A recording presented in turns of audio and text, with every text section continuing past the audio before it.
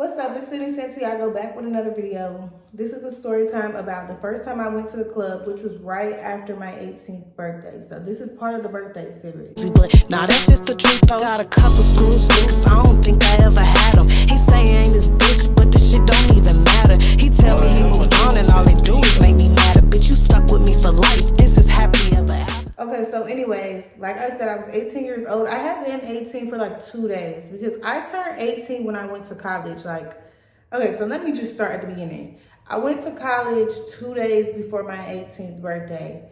I moved into my dorm and I literally didn't know nobody. I didn't have no friends, nothing. Like I literally was, it was terrible, y'all. It was terrible. I was so lonely. I was so bored. I didn't have nobody to talk to.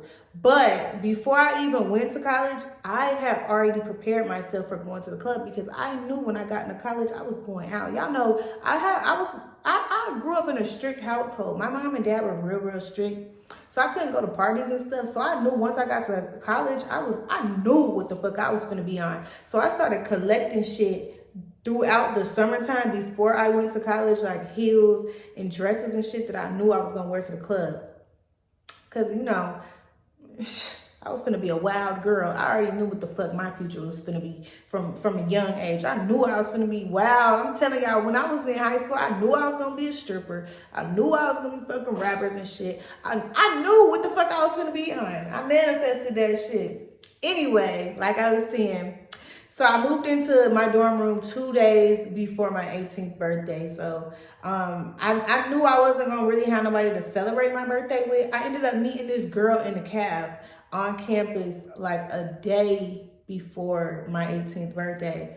I didn't spend my birthday with her or nothing. Like we just was talking. It was an African girl. I really don't remember her name. I don't remember nothing about her. All I remember is she was dark skinned. So anyways, that weekend, the first weekend that we was on campus, they was having like I forgot what it's called, like the welcome back parties, I guess. Like, I think that's what the fuck that shit's called. Anyways, if you're in college, then you know, when you first get back on campus, each semester, the first weekend back, they throw party after party. Like, it's like, yeah. So anyways, so I had seen the flyer for the party on Twitter, because back then, like, you found out everything on Twitter. So I seen the flyer for the party, and it was like, maybe like the day after my birthday. I literally would have to look at a calendar to see what day my birthday had fell on that year, but I really feel like it was like a day after. So I'm like, yeah, this is basically gonna be my 18th birthday celebration. I ain't got no friends or nothing. I would go to the club by myself if I got to, but I ended up telling the African girl, like, yeah, I'm trying to go out for my birthday or whatever, and she was like, she'll come to the club with me. So I'm like, okay, cool. She like, I don't got nothing to wear though. I'm like, girl, don't worry, because y'all know I had racked up on my outfit. So I'm like, girl, I got a dress for you. Don't even worry. Like, we finna go out. We finna have a ball. So anyways, the day comes.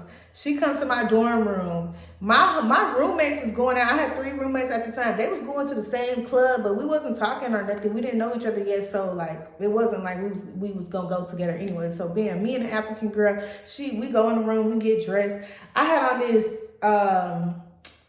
maybe like a black dress, maybe it was a cheetah print dress. I really don't remember, and I did not take no pictures. Like I don't recall, but I remember what kind of shoes I had on, because the heel was so high. They look like ghetto baby mama shoes. They look like what a ghetto mom would have been wearing in 2006. Like the platform was so high, the heel was so high, and they was like black and like strappy. Like they had little straps, like. And then the front part was cut out so you could see my toes. My toes wasn't done, so I don't know why the fuck I bought some shoes like that. So anyway, I don't even remember what kind of shoes I gave the girl, because I didn't have that many heels. Like I literally had like 2 pairs of heels. So man, I got dressed. I'm like, man, I'm fucking killing the girls, y'all. This one I had my pixie cut still, so my hair was real short. I'm like, yeah, I'm killing these bitches. Like, I'm gonna get all the niggas when I go out tonight. Now, mind you, back then they would send a shuttle to campus to pick up people. Like Uber was not a thing at this time. You either rode taxis or I'm showing my age. You either rode in a taxi or they would send a shuttle to campus and it would pick up all the kids and it would take us to the club. So me and her rode the shuttle to the club. It was hella people on that shuttle though. Like it was hella people on that shuttle. Didn't nobody have no car at that time. It was at this club. I think it was called Lotus.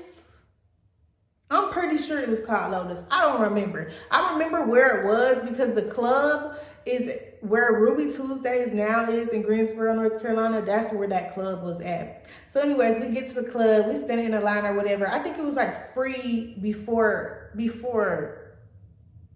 some early ass time. I don't know because we went early as fuck. Like, it wasn't until I got older, like when I actually could buy bottles and stuff, that I would go to the club at like 12. But when I first was able to go to the club, bitch, I was finna be there at 9:30. I would have been there at 7:30 if I could. If it was open, I would have been there as early as possible because I was just ready to turn up. So then we ended up getting there mad fucking early, and we made it before the cutoff time because I ain't had no money anyways. Like, if I ain't make it before the free time, I was not gonna get in. We got there, we went inside.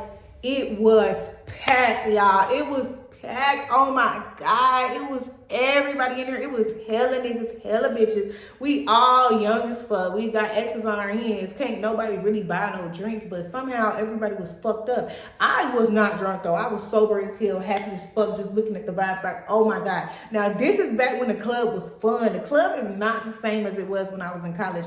The club now is like sections and everybody just sit there and look pretty and shit. When I was in college, the club was the dance floor. Like, nobody was standing in no section. If you was in a section, you was probably like older, like you was like in your mid to late 20s. Everybody that was young and turned was on a fucking dance floor because we used to dance. Like, you would just dance with nigga. You just bounce from nigga to nigga. Like, everybody just trying to dance with you, hug up on you. The floor would be so packed, you couldn't even move. Like, you know, the music videos from back in the day when the club just looked so fun and it just looked like a vibe. That's how the club was back when I first started going to the club. Like, it was so much fun. It was such a vibe. Like, you just had a good time. When I tell you, I sweat my motherfucking hair down so bad because it was so packed, but I was dancing on every nigga possible because this like my first time out the house. This is my first real taste of freedom. Like, you know, I had been running away and I had like been fucking niggas and shit like that. Like, I was doing grown ass shit, but this was like my first time I really got to party. So I'm like, oh my God, y'all would have hated to see me. Y'all would have been like, get this bitch out the club. Get this bitch home. Get this bitch to church now. Because I'm telling you, I was dancing on nigga. I went from nigga to nigga, bouncing that ass. And you know I'm Jamaican. I have been practicing that whole fucking summer how to whine, how to grind, how to twerk. So when I'm in that club, I'm doing it. I'm doing it, y'all. Like, I'm telling y'all, I was going so fucking hard. I was wiping sweat from my fucking eyes. Like, next nigga. Whew, next nigga. I didn't even give a fuck. Them niggas didn't give a fuck either. They touching my body. It's all wet and shit. They don't even give a fuck. They like, bitch, get down, dance, bitch. And I'm just throwing that ass, just thinking I'm having a ball. I met some niggas that night. I really did meet some niggas. Like, I ain't talked to none, like, for a long time. Like, I still remember this one because I ended up talking to him for a little minute. But, like, I think I met, like, 4 niggas that night, and I gave them all my number. I would have gave the whole club my number. That's how lit I was. And mind you, I'm sober. This lit sober. So, after that, I knew I was finna be a party girl. I knew I was finna go out all the time because I had so much fun.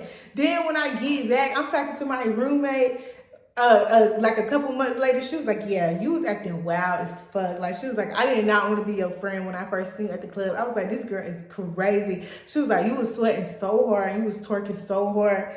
Yeah, you got to see a real bitch in action. I miss the old days. Like, I miss how the club used to be. I miss when I was young and dumb and just having fun. Because I literally was the definition of young and lit. Like, I literally was a young, lit ass bitch. It was destined for me to be a party girl after that. And I really did become a party girl after that. And I started drinking and stuff. So then it got 10 times worse. I'll tell you about my other times going to the club when I got older. But when I tell you, I was the bitch that was dancing on the bar. Like, I'm talking about me and my homegirls used to climb up on a bar, just shaking our ass, pulling our asses out, just popping it. We did not give a fuck. We was just the fun girls. Like, it got to the point we knew everybody when we would go out. Like, that's how you know you go out too much. we'll be hugging the security guards and shit. Like,